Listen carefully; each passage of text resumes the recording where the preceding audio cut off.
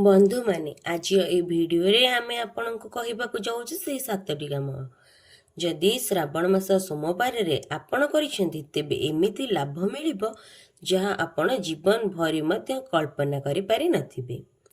भयंकर सकारात्मक शक्ति घर को आसिबो। महादेव आपणक उपरे खुशी हेबे एवं आपणक मनोवांछित फल देबे। किंतु भक्त माने जी एही वीडियो मध्यरु अधा देखि छाड़ीदेव से निश्चिंत भाव में भगवान शिव आशीर्वाद को त्याग कर भगवान शिव प्रति अन्याय हम। जदि आपण शिवंकर दया चाहते तेरे वीडियोटी को शेष पर्यंत देखंतु। जी वीडियोटी स्किप करिबो तेबे ताले आपण असम्मान करुछंती महादेव को। महादेव तांका क्रोधित हेबे एवं तांका जीवन रे सफलता मिलिबो नाही। जदि आपण भगवान शिव को विश्वास करती तेबे वीडियोटी को लाइक करंतु, आरंभ शेष पर्यंत देखंतु। कमेंट बॉक्स रे हर हर महादेव लिखि दियंतु, जहा द्वारा भगवान शिव दया आपण आ आपणक परिवार उपरे सदा सर्वदा रहितिबो। माँ और भौणी माने आपण मानकु आमे कहिबाकु चाहूछु जे ए वीडियोटी रे आमे जणैबाकु चाहूछु श्रावण मासरे ए पवित्र मासरे तुलसी गछ घर को आनी रखिबा अति आवश्यक। कुआजे भगवान शिव स्वयं एमिति घर को आसंती ओ माता पार्वती से घरे केवल धन वस्त्रर अभाव हवाकु दियंती नहीं। साथी रे आमे आपण मानकु एही मध्य कहिबाकु जाउछु श्रावण मासरे शिवलिंग उपरु कौनसी विशेष जिनस आनी करी घरे रखिबा उचित। आउ एक विशेष जिनिस जहा श्रावण मासरे अवश्य शिव को अर्पण करिबा उचित। जो जिनिस श्रावण मासरे बजारू किणी आनी घर को आनिबाकु हुए घरे आनी से जिनिस को आपण निकटस्थ मंदिर को जाई रखिदेबा उचित। एही भली काम करिबा द्वारा व्यक्तिर भाग्य चमकी जाए, तांकर दुर्भाग्य गरीबी सबु किछि दूर होई जाए। कुआजे जे श्रावण मासरे एभली व्यक्ति कोटिपति अरबपति मध्य होई जांती। साथी रे आमे आपनकु एही कथा मध्य कहिबाकु जाउछु जे श्रावण मासरे गोटे गुप्त और विशेष जिनिस प्रत्येक माँ भौणी अवश्य खाइबा उचित। जदि आपण श्रावण मास सोमवार व्रत रखि नाहंती किंबा रखिचंती दुईटी मामला रे मध्य एही जिनिस खाइबा उचित। जदि आपनकु कोनोसी लाभ मिले नहीं तेबे आमको कुहंतु। एही जिनिस एते विशेष होई थाए जे एहाको घर को आनी रखिले जे खाए तांका जीवन पूरा पूरी परिवर्तन हो जाए। तांका भाग्य सुख समृद्धि धन दौलत ऐश्वर्य आसी जाए। माँ लक्ष्मी भगवान विष्णु मध्य से व्यक्ति प्रति खुशी होता। समस्त देवी देवतांकर असीम कृपा मिलता है।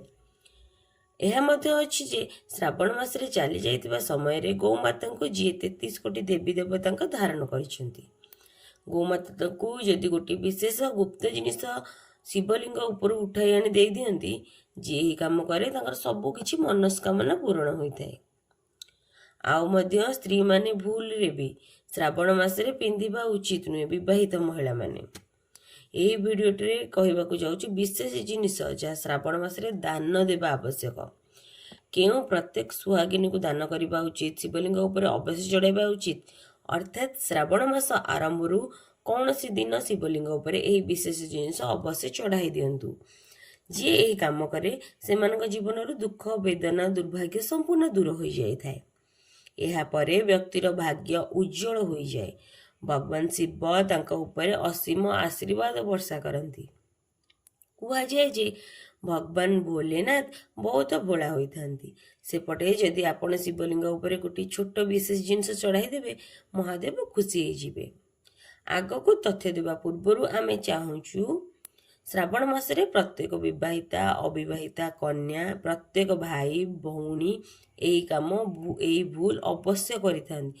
तेणु आमे प्रथमे आपनको एमिति 3टी भूल विषय रे कहिबाकु जाउछु जाको आपण श्रावण मास सोमवार रे भूल रे भी करबा उचित नुहे।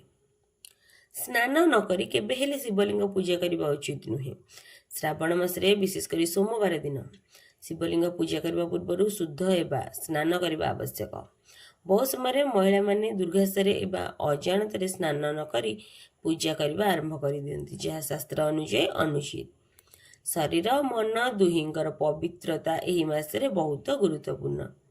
स्नान बिना करा जाइथिबा पूजा अधूरा और अपवित्र मना जाए। ଯାହାଦ୍ୱାରା ବ୍ରତର ପୁଣ୍ୟକର୍ମ ନଷ୍ଟ ହୋଇପାରେ। ତେଣୁ ଭୋର ଉଠି ସ୍ନାନ କରି ସ୍ୱଚ୍ଛ ବସ୍ତ୍ର ପିନ୍ଧି ତାପରେ ଯାଇକି ଶିବଙ୍କୁ ପୂଜା କରିବା ଉଚିତ। ସୋମବାରରେ ଭୁଲରେ ବି ନଖ, କେଶ, ପୁରୁଣା କପଡ଼ା କାଟିବା ଉଚିତ ନୁହେଁ। ଅନେକ ବିବାହିତା ମହିଳା ଅଜାଣତରେ କିମ୍ବା ଜାଣିକି ବି ସୋମବାର ଦିନ ନଖ କାଟନ୍ତି, କେଶ ବା ପୁରୁଣା କପଡ଼ା କାଟି ଦିଅନ୍ତି। ଏହି କାମ ଶ୍ରାବଣ ମାସ ସୋମବାରରେ ଅଶୁଭ ବୋଲି ମନାଯାଇଥାଏ, କାରଣ ଏହି ଦିନ ଭଗବାନ ଶିବଙ୍କର ପ୍ରିୟ ଦିନ ଅଟେ। ଏହି ସମୟରେ ଶରୀରର କୌଣସି ଅଙ୍ଗକୁ କାଟିବା ଶାସ୍ତ୍ର ଅନୁଯାୟୀ ବର୍ଜିତ। ଶରୀରରେ ବିଶେଷ କରି ବିବାହିତ ମହିଳାମାନେ ନିୟମକୁ ଗମ୍ଭୀରତାର ସହ ଅନୁସରଣ କରିବା ଉଚିତ, କାରଣ ଏହି ବ୍ରତ ତାଙ୍କର ସୌଭାଗ୍ୟ ସ୍ୱାମୀଙ୍କର ଦୀର୍ଘାୟୁ ସହିତ ଜଡ଼ିତ। ତୁଳସୀକୁ ସ୍ପର୍ଶ କରିବା ବା ଛିଣ୍ଡାଇବା। ଶ୍ରାବଣ ମାସରେ ବିଶେଷ କରି ସୋମବାର ଦିନ ତୁଳସୀ ଗଛକୁ ଛୁଇଁବା, ଏହାର ପତ୍ର ଛିଣ୍ଡାଇବା ନିଷିଦ୍ଧ ହୋଇଥାଏ। ଅନେକ ମହିଳା ପୂଜା ପାଇଁ ତୁଳସୀ ପତ୍ର ଛିଣ୍ଡେଇଥାନ୍ତି, କିନ୍ତୁ ଶ୍ରାବଣ ମାସରେ ତୁଳସୀ ଶୟନରେ ତାହା ସ୍ପର୍ଶ କରିବା ମଧ୍ୟ ବର୍ଜିତ ମନାଯାଏ। ଶ୍ରାବଣ ମାସରେ ଘରେ ଘରେ ତୁଳସୀର ପୂଜା କରାଯାଏ, କିନ୍ତୁ ପତ୍ର ଛିଣ୍ଡାଇବା ଉଚିତ ନୁହେଁ। ଏହି ନିୟମ ଭଙ୍ଗ କଲେ ପୂଜାର ଦୋଷ ଆସିପାରେ, ପୁଣ୍ୟଫଳ ଚାଲିଯାଏ। ଏପରି ଅଜାଣତରେ ଭୁଲରେ ବି କରନ୍ତୁ ନାହିଁ। ବିଶେଷ କରି ଯେଉଁ ମହିଳାମାନେ ବ୍ରତ ରଖିଛନ୍ତି ସେମାନେ ଏହି ନିୟମକୁ ଖାସ୍ ଭାବରେ ଧ୍ୟାନ ଦେବା ଉଚିତ। ବ୍ରତ ଦିନ ମିଛ କହିବା, ଝଗଡ଼ା କରିବା। ଅନେକ ସମୟରେ ମହିଳାମାନେ ବ୍ରତ ରଖିଥିଲେ ମଧ୍ୟ ସମ୍ପୂର୍ଣ୍ଣ ଦିନ କାହା ସହିତ ଝଗଡ଼ା କରନ୍ତି, ମିଛ କହିଦିଅନ୍ତି। ବ୍ରତର ଅର୍ଥ କେବଳ ଭୋଜନ ତ୍ୟାଗ ନୁହେଁ, ମନ, ବାଣୀ, କର୍ମର ପବିତ୍ରତା ମଧ୍ୟ ଆବଶ୍ୟକ। ଶ୍ରାବଣ ମାସ ସୋମବାର ବ୍ରତର ଫଳ କେବେ ବି ମିଳିଥାଏ ଯେତେବେଳେ ଦିନ ଭରି ମନ ଶାନ୍ତ, ମିଠା ବାଣୀ, ସଂଯମତାର ସହ ରହିଥାଏ। ମିଛ କହିବା, କଠୋର ଶବ୍ଦ ପ୍ରୟୋଗ କରିବା, ପରିବାର ମଧ୍ୟରେ ବିବାଦ କରିବା ଦ୍ୱାରା ବ୍ରତର ପୁଣ୍ୟଫଳ ହ୍ରାସ ପାଇଥାଏ। ଭଗବାନ ଶିବ ସତ୍ୟ ଶାନ୍ତି ଦେବତା, ତେଣୁ ତାଙ୍କ ବ୍ରତରେ କ୍ରୋଧ, କଳହ ବର୍ଜିତ। ସ୍ୱାମୀ ପ୍ରତି ଅପମାନଜନକ ଶବ୍ଦ ବ୍ୟବହାର କରିବା ମଧ୍ୟ ଏହା ଏକ ବଡ଼ ପାପ। ଶ୍ରାବଣ ମାସ ସୋମବାରରେ ସୁହାଗର ରକ୍ଷା, ଶଙ୍ଖା ସିନ୍ଦୁରର ରକ୍ଷା ସ୍ୱାମୀଙ୍କର ଦୀର୍ଘାୟୁ ପାଇଁ କରାଯାଇଥାଏ। କିନ୍ତୁ ଅନେକ ମହିଳାମାନେ ଏହି ଦିନରେ ସ୍ୱାମୀଙ୍କୁ କଠୋର କଥା କହିଥାନ୍ତି, ବାଦ ବିବାଦ କରନ୍ତି। ଏହା ବହୁତ ବଡ଼ ଭୁଲ ଅଟେ, କାରଣ ବ୍ରତର ମୂଳ ଉଦ୍ଦେଶ୍ୟ ହେଉଛି ସ୍ୱାମୀ ପ୍ରତି ପ୍ରେମ, ଶ୍ରଦ୍ଧା, ସମ୍ମାନ ପ୍ରକାଶ କରିବା। ଯଦି ବ୍ରତ କରିଥିବା ବେଳେ ସ୍ୱାମୀଙ୍କୁ ନିମୂଲ୍ୟ ବ୍ୟବହାର କରାଯାଏ, ତେବେ ଶିବ ପାର୍ବତୀଙ୍କର କୃପା କମି ଯାଇଥାଏ। ସେଥିପାଇଁ ଶ୍ରାବଣ ମାସରେ ବିଶେଷ କରି ସୋମବାର ଦିନ ସ୍ୱାମୀଙ୍କ ପ୍ରତି ମିଠା ବ୍ୟବହାର, ଶ୍ରଦ୍ଧା ରଖିବା ଅତ୍ୟନ୍ତ ଆବଶ୍ୟକ। ମା ଓ ଭଉଣୀମାନେ, ଆପଣ ଜାଣି ରଖନ୍ତୁ, କାନ୍ଦା ଦୁଗ୍ଧ କାହିଁକି ବର୍ଜିତ ହୁଏ?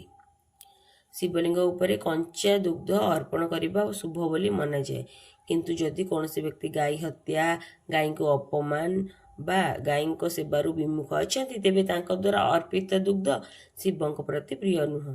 ଏପରି ବ୍ୟକ୍ତି ଦ୍ୱାରା ଚଢ଼ାଯାଇଥିବା ଦୁଗ୍ଧ ପୁଣ୍ୟ ଦେବା ପ୍ରତି ତୁଳନାରେ ପାପ ବଢ଼ାଇଥାଏ। ଯଦି ଘରକୁ ଦୁଗ୍ଧ ଚୋରି କରି ଅଣାଯାଇଛି, ବଜାରରୁ ଆଣି ପାଣି ମିଶାଯାଇଛି କିମ୍ବା ପଶୁଙ୍କ ଉପରେ ନିର୍ଦ୍ଦୟତା କରି ଦୁଗ୍ଧ ଦୁହାଁ ଯାଇଛି, ସେହି ଦୁଗ୍ଧ ଶିବଲିଙ୍ଗ ଉପରେ ଚଢ଼ିବା ଉଚିତ ନୁହେଁ। ପାଣି ବା ଗଙ୍ଗା ଜଳ, ସାଧାରଣ ଜଳ କାହିଁକି ବର୍ଜିତ? ଶିବ ପୂଜାର ସବୁଠୁ ମୁଖ୍ୟ ଅଂଶ ହେଉଛି ଜଳ ଅର୍ପଣ କରିବା, କିନ୍ତୁ ଯଦି ବ୍ୟକ୍ତି କୌଣସି ବ୍ରହ୍ମହତ୍ୟା, ଗୁରୁଦ୍ରୋହ ପ୍ରଭୃତି ଗ୍ରନ୍ଥମାନଙ୍କ ଅପମାନ କରିଛି, ତେବେ ତାଙ୍କ ଦ୍ୱାରା ଚଢ଼ାଯାଇଥିବା ଜଳ ଶିବଲିଙ୍ଗକୁ ଅପବିତ୍ର କରେ। ଯେ ଜଳ ଅପବିତ୍ର ପାତ୍ରରେ ରଖାଯାଇଛି ତାକୁ ମଧ୍ୟ ଅଶୁଚି ସ୍ତ୍ରୀ ଛୁଇଁଛି, ସେହି ଜଳ ମଧ୍ୟ ଶିବଲିଙ୍ଗ ଉପରେ ଚଢ଼ାଇବା ବର୍ଜିତ ହୋଇଥାଏ। ତୁଳସୀ ପତ୍ର କ'ଣ ପାଇଁ ବର୍ଜିତ? ଯଦିଓ ତୁଳସୀ ପତ୍ର ଭଗବାନ ବିଷ୍ଣୁଙ୍କର ପ୍ରିୟ ହୋଇଥାଏ, ଶିବଲିଙ୍ଗ ଉପରେ ତୁଳସୀ ପତ୍ର ଅର୍ପଣ କରିବା ବର୍ଜିତ। ଲାଲ ଚନ୍ଦନ ବା କୁଙ୍କୁମ କାହିଁକି ବର୍ଜିତ? ଶ୍ରାବଣ ମାସରେ ଶିବଙ୍କୁ ଶୀତଳତା ଦେବା ପାଇଁ ସାଧାରଣତଃ ସୁଧା ଚନ୍ଦନ ବା ଶୁଭ୍ର ଚନ୍ଦନ ଚଢ଼ାଯାଇଥାଏ, କିନ୍ତୁ ଅନେକ ଲୋକ ଅଜାଣତରେ ଲାଲ ଚନ୍ଦନ, କୁଙ୍କୁମ ଚଢ଼ାଇ ଦିଅନ୍ତି। ଯଦି ବ୍ୟକ୍ତି ତାନ୍ତ୍ରିକ କାର୍ଯ୍ୟରେ ଲିପ୍ତ, ମହିଳାଙ୍କ ଉପରେ ନିର୍ଯାତନା କରିଛନ୍ତି ବା ସ୍ତ୍ରୀଙ୍କ ଇଚ୍ଛା ବିରୁଦ୍ଧରେ କାମ କରିଛନ୍ତି, ତେବେ ତାଙ୍କ ଦ୍ୱାରା ଚଢ଼ାଯାଇଥିବା ଲାଲ କୁଙ୍କୁମ ଶିବଙ୍କୁ କ୍ରୋଧିତ କରେ। ଭାଙ୍ଗ କ'ଣ ପାଇଁ ବର୍ଜିତ? ଭାଙ୍ଗ ଯଦିଓ ଶିବଙ୍କର ପ୍ରିୟ, କିନ୍ତୁ ଶ୍ରାବଣ ମାସରେ ଏହା ଏକ ବିଶେଷ ଅବସରରେ ଶୁଦ୍ଧ ପବିତ୍ର ମନରେ ଅର୍ପଣ କରିବା ଉଚିତ। ପବିତ୍ର ମନରୁ ଯଦି ବ୍ୟକ୍ତି ନିଶାର ଆଦତି ଅଛି, ନିଶାଦାୟକ ବସ୍ତୁମାନଙ୍କ ଦୁରୁପଯୋଗ କରେ କିମ୍ବା ଅନ୍ୟମାନଙ୍କ ଭାଙ୍ଗ ମଦ୍ୟପାନରେ ପ୍ରେରିତ କରେ, ତେବେ ତାଙ୍କ ଦ୍ୱାରା ଶିବଙ୍କୁ ଅର୍ପିତ ଭାଙ୍ଗ ଅପ୍ରିୟ ଲାଗେ। ବେଲପତ୍ର କାହିଁକି ବର୍ଜିତ? ବେଲପତ୍ର ଶିବଲିଙ୍ଗ ଉପରେ ସବୁଠାରୁ ପବିତ୍ର ମନାଯାଏ। ଯଦି ବେଲପତ୍ରରେ ଛିଦ୍ର ଅଛି, କଣା ଅଛି କିମ୍ବା ଅପବିତ୍ର ହାତରେ ଛିଣ୍ଡା ହୋଇଛି, ତେବେ ସେହି ବେଲପତ୍ର ଶିବଙ୍କୁ ଅର୍ପଣ କରିବା ଉଚିତ ନୁହେଁ।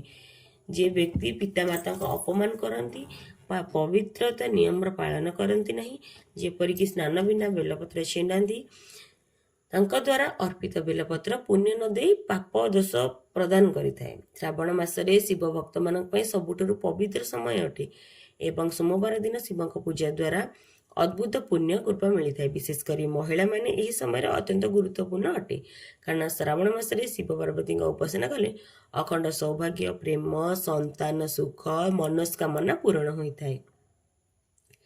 ଏହି ଉପାୟରୁ ଆରମ୍ଭ ହୁଏ ଶ୍ରାବଣ ମାସ ସକାଳ। ଯେତେବେଳେ ସୂର୍ଯ୍ୟୋଦୟ ପୂର୍ବରୁ ମହିଳାମାନେ ସ୍ନାନ କରି ଶୁଦ୍ଧ ବସ୍ତ୍ର ପିନ୍ଧନ୍ତି, ହାତରେ ହରିତ ବର୍ଷର ଚୁଡ଼ି ପିନ୍ଧନ୍ତି। ହରିତ ବର୍ଣ୍ଣ ହେଉଛି ମାଙ୍କର ପ୍ରିୟ, ଯାହା ସମର୍ପଣ, ପ୍ରେମ, ଉର୍ବରତା, ସୌଭାଗ୍ୟର ପ୍ରତୀକ।